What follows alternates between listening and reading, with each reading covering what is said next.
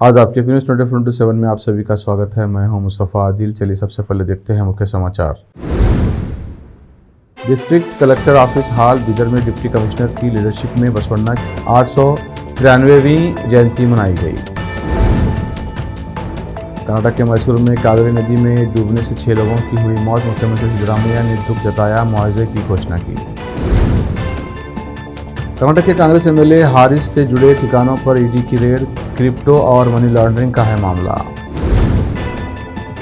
मुंबई में अवैध हथियारों के साथ 5 गिरफ्तार, डीजीसीए अधिकारी की गिरफ्तारी पर रोहित पवार ने उठाए सवाल।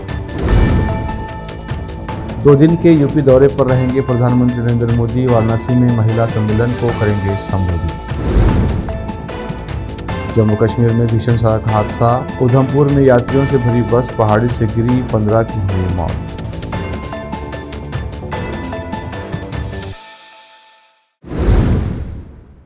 अब समाचार विस्तार से। बीदर में डिस्ट्रिक्ट एडमिनिस्ट्रेशन, जिला पंचायत, महानगर पालिका और कन्नड़ और कल्चर डिपार्टमेंट ने मिलकर डिस्ट्रिक्ट कलेक्टर ऑफिस हाल में डिप्टी कमिश्नर की लीडरशिप में बसवन्ना की 893वीं जयंती मनाई गई। इस मौके पर बसवन्ना की तस्वीर पर फूल माला चढ़ाई गई और उनके समाज सुधार वाले सिद्धांतों और बराबरी के मैसेज को याद किया गया। Additional deputy commissioner Shivanand Karale, municipal administration और हज मिनिस्टर रहीम खान, बीदर साउथ के एमएलए डॉक्टर शैलेंद्र बेलदाड़े, रजनीश वाली, शशि होसरली, बाबू वाली, गुरुनाथ कोल्लूर, सोमशेखर पाटिल गादगी, विरूपक्ष गादगी और कई दूसरे बड़े लोग प्रोग्राम में उपस्थित थे। कैमरामैन पप्पूराज का कवरेज। देश विदेश और स्थानीय समाचारों के लिए चैनल को लाइक, शेयर और सब्सक्राइब कीजिए। राजकुमार आर हड़पत को चिटगुप्पा तालुके का मीडिया प्रतिनिधि बनाया गया है और उन्हें कन्नड़ नाडु, नुड़ी, नेलाजला और भाषा के लिए दिन रात काम करने और कन्नड़ सेना कर्नाटक संगठन को मजबूत करने के लिए अपॉइंटमेंट लेटर दिया गया है।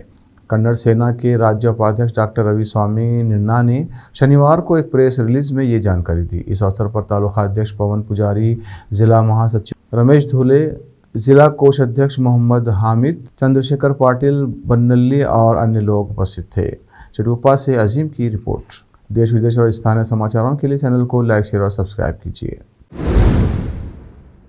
कर्नाटक के मैसूर में कावेरी नदी में नहाने गए 6 लोगों की डूबने से मौत हो गई। राज्य के मुख्यमंत्री सिद्धरामैया ने इस घटना पर दुख जताया है और मृतकों के परिजनों को 5-5 लाख रुपए के मुआवजे की घोषणा की है। मुख्यमंत्री ने सोशल मीडिया प्लेटफॉर्म एक्स पर एक पोस्ट किया। इसमें उन्होंने कहा कि ये बहुत दुख और दिल तोड़ने वाली घटना है। मैसूर के केआर नगर के पास आरकेश्वर मंदिर के नजदीक कावेरी नदी में नहाने गए 6 लोगों की डूबने से मौत हो गई।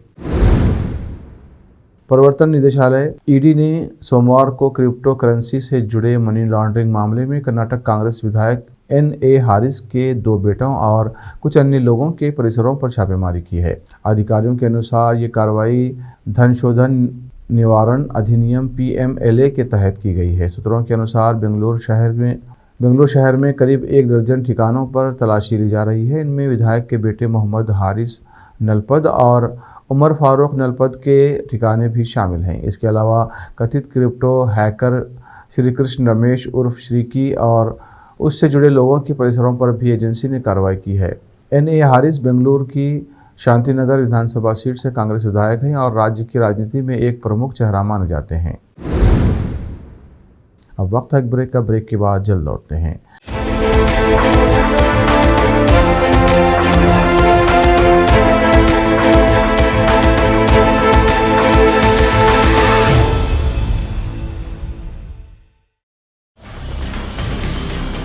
हिंदुस्तान के हर कोने में हम हैं मौजूद। 24 घंटे हालात पर गहरी नजर, खबरों से जुड़े चुपते सवालात,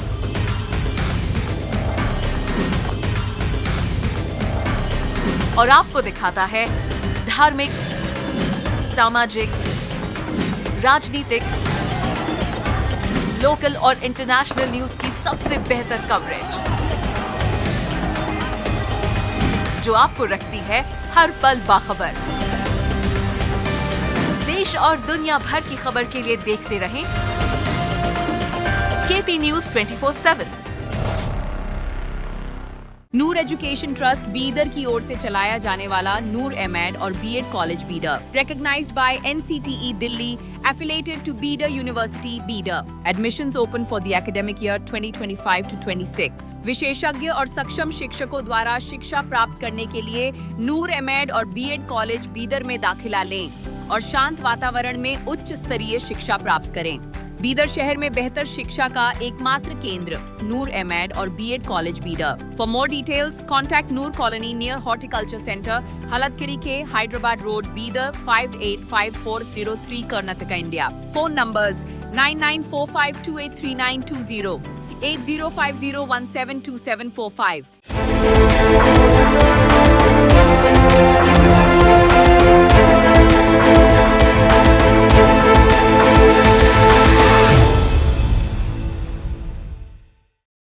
ब्रेक के बाद फिर एक बार आपका स्वागत है। देखते हैं अन्य समाचार। उप मुख्यमंत्री डीके शिव कुमार ने रविवार को लोकसभा में 131वें संवैधानिक संशोधन विधेयक की हार को भारत ब्लॉक की जीत बताया है। 131वें संशोधन में लोकसभा की मौजूदा 543 सीटों को बढ़ाकर 850 करने का प्रस्ताव रखा गया। साथ ही संसद और राज्य विधानसभाओं में 33% सीटें महिलाओं के लिए आरक्षित करने का भी प्रावधान किया गया। हालांकि विपक्ष ने महिला आरक्षण विधेयक के लिए अपना समर्थन व्यक्त किया है, लेकिन वो इस बात का विरोध कर रहा है कि इस कानून को परिसीमन प्रक्रिया से जोड़ा जा रहा है। महिला आरक्षण विधेयक को कांग्रेस पार्टी का सपना बताते हुए शिव कुमार ने फिर भी कहा कि संविधान में संशोधन करने के लिए सभी को विश्वास में लेना आवश्यक है। इस विधेयक के लिए कांग्रेस ने प्रयास किया था, लेकिन भाजपा सरकार ने सही समय पर इस विधेयक पर निर्णय नहीं लिया। भारत एक लोकतांत्रिक देश है जहां हिटलर शैली के शासन का कोई स्थान नहीं है। शिव कुमार ने पत्रकारों से ये बात कही। मुंबई में क्राइम ब्रांच ने एक बड़ी कार्रवाई करते हुए 5 लोगों को गिरफ्तार किया है। ये सभी आरोपी बिना लाइसेंस के अवैध हथियार और कारतूस बेचने की कोशिश कर रहे थे। अब पुलिस आरोपियों से पूछताछ कर मामले के तहत जाने की कोशिश कर रही है। ये मामला पैधोनी इलाके का है, जहां पुलिस ने गुप्त सूचना के आधार पर छापा मारा और इन लोगों को रंगे हाथों पकड़ लिया। पुलिस को खुफिया जानकारी मिली थी कि कुछ लोग नारायण धुरु स्ट्रीट के एक होटल में अवैध हथियारों की डील करने आने वाले हैं। इस जानकारी के बाद मुंबई क्राइम ब्रांच की एंटी एक्सटॉर्शन सेल ने तुरंत टीम बनाकर वहां निगरानी शुरू की और फिर मौके पर छापा मार दिया। प्रधानमंत्री नरेंद्र मोदी अगले हफ्ते उत्तर प्रदेश के दौरे पर रहेंगे। उनका ये दौरा 2 दिन का होगा। इस दौरान पीएम मोदी अपने संसदीय क्षेत्र वाराणसी का दौरा करेंगे। इस दौरान पीएम मोदी महिला सम्मेलन को संबोधित करेंगे। पीएम मोदी का ये दौरा पश्चिम बंगाल में दूसरे फेज की वोटिंग से पहले होगा। पीएम मोदी के वाराणसी दौरे को लेकर बीजेपी जमकर तैयारी कर रही है। रविवार को काशी यूनिट की बैठक में पीएम मोदी के दौरे की तैयारियों का जायजा लिया गया। काशी में पीएम मोदी महिला सम्मेलन को संबोधित करेंगे। ये सम्मेलन ऐसे वक्त हो रहा है जब हाल ही में महिला आरक्षण से जुड़ा संविधान संशोधन बिल लोकसभा में पास नहीं हो पाया। सरकार इसके लिए विपक्ष को जिम्मेदार ठहरा रहा है। बताया जा रहा है कि अगले हफ्ते प्रधानमंत्री नरेंद्र मोदी का ये दौरा 28 अप्रैल को पीएम मोदी वाराणसी में महिला सम्मेलन को संबोधित करेंगे। ये सम्मेलन महिला आरक्षण में रोड़े अटकाने के खिलाफ आयोजित किया जा रहा है। इस कार्यक्रम की जिम्मेदारी बीजेपी महिला मोर्चा को सौंपी गई है। इसमें 50,000 से ज़्यादा महिलाओं को जुटाने का लक्ष्य रखा गया है। 2029 के लोकसभा चुनाव से ही महिलाओं को आरक्षण देने के मकसद से सरकार ने विशेष सत्र में 3 बिल पेश किए थे। एक बिल संविधान संशोधन का था। इस बिल को पास कराने के लिए 2/3 बहुमत की ज़रूरत थी। पश्चिम बंगाल में चुनावी रणभेरी बजने में अभी कुछ ही घंटों की देरी है। ऐसे में नेता अपनी जीत के लिए कोई भी हथकंडा आजमाने से बाज नहीं आ रहे हैं। ताज़ा मामला बंगाल की मुख्यमंत्री ममता बनर्जी को लेकर है, जिन्होंने एक जनसभा के दौरान बंगाल के अधिकारियों को धमकी दी है।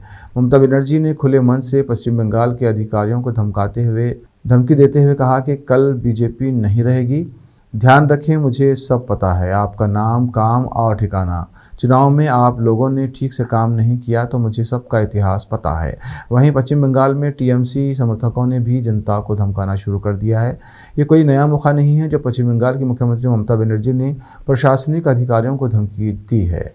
इससे पहले भी उन्होंने बंगाल के प्रशासनिक अधिकारियों को धमकाया है। इसके पहले जुलाई 2025 में ममता ने SIR को लेकर अधिकारियों को धमकाते हुए कहा था कि वे राज्य सरकार के कर्मचारी हैं, न कि चुनाव आयोग ECI के, और उन्हें राज्य के प्रति निष्ठावान रहना चाहिए। ममता बनर्जी ही नहीं, टीएमसी के नेता और समर्थक भी पश्चिम बंगाल में वोटरों को आए दिन धमकियां देते हुए दिखाई देते हैं। एक ऐसा ही वीडियो सोशल मीडिया पर भी वायरल हो रहा है, जिसमें एक टीएमसी समर्थक जनता को धमकी देते हुए कह रहा है कि हम देख लेंगे तुमने किसको वोट दिया है। अब वक्त एक और ब्रेक का, ब्रेक के बाद जल्द लौटते हैं। हिंदुस्तान के हर कोने में हम हैं मौजूद। 24 घंटे हालात पर गहरी नजर, खबरों से जुड़े चुपते सवालात,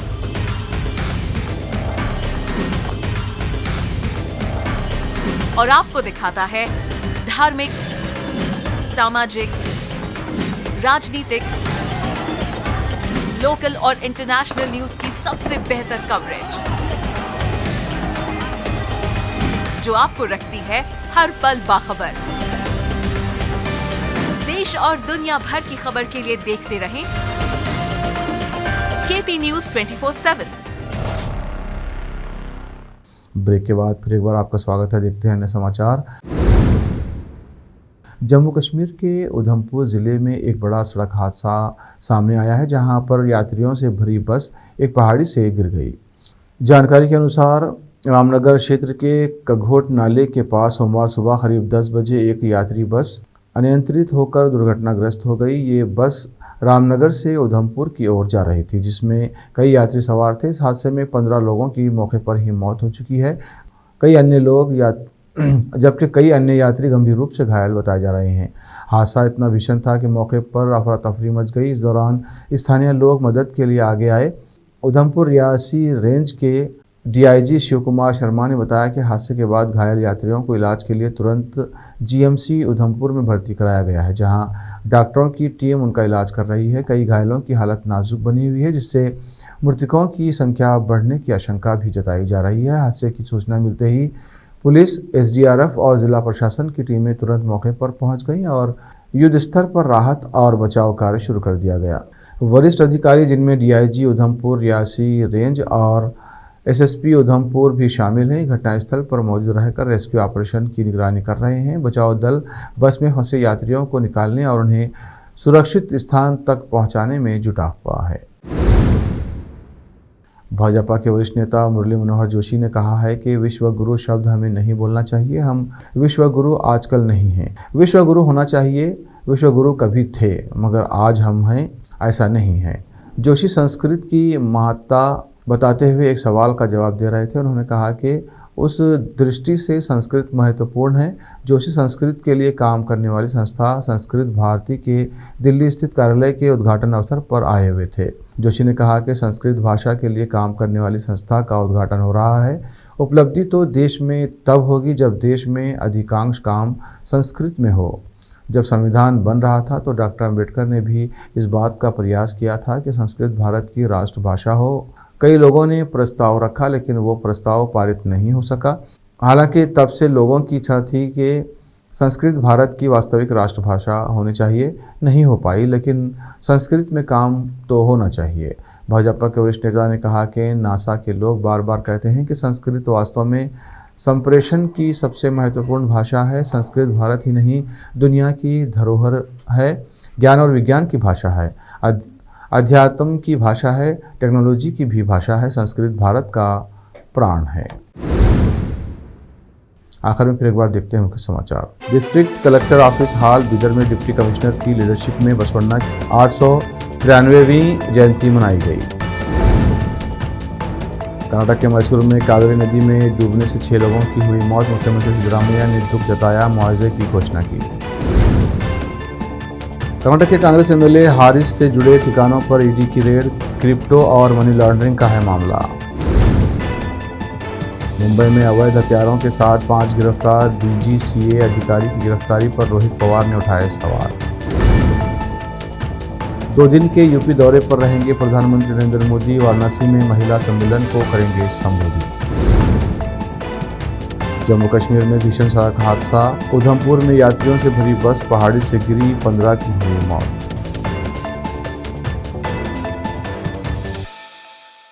केपी न्यूज़ के इस बुलेटिन में इतना ही। देश विदेश और स्थानीय समाचारों के लिए चैनल को लाइक, शेयर और सब्सक्राइब कीजिए।